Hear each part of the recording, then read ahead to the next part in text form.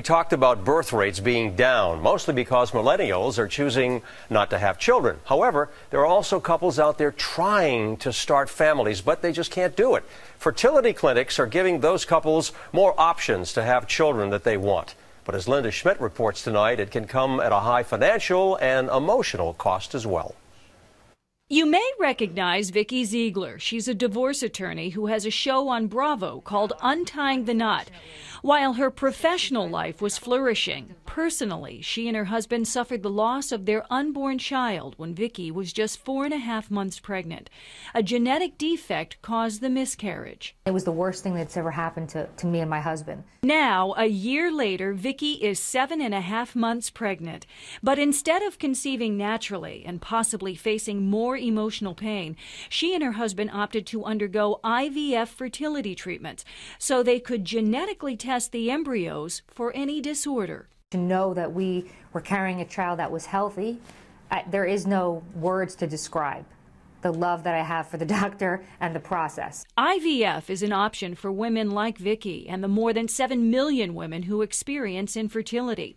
But it's costly and an emotional roller coaster. It's emotional because your hormones go up and down, and then you have a retrieval process, then you have to wait to get the embryo tested, and then if the embryo is good, it gets implanted. That doesn't mean you get pregnant.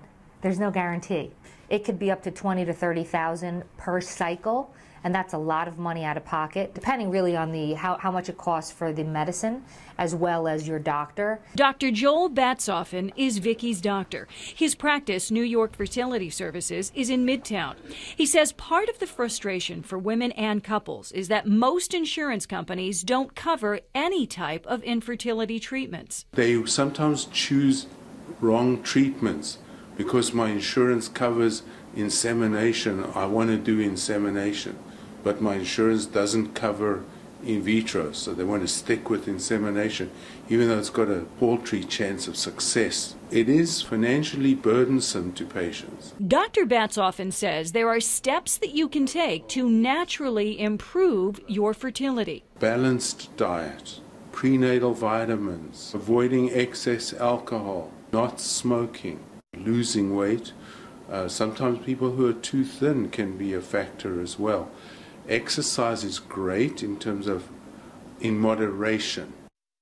And Linda, this really affects a lot more people than we realize. You know, it really does, and it's a very unfortunate thing, but experts are telling me that about 15% of the population has infertility issues, and this isn't just women, it's women and men. Right, and it can also, as we know, get very expensive. Yeah, it can, especially with the IVF, and that's because it doesn't always work on the first time. And the first time it costs you about $10,000, $12,000, maybe $13,000 plus additional medications. If it doesn't work and you have to have it done 2 or 3 times, that can get up there. That's when you start creeping up into the $30,000 plus range.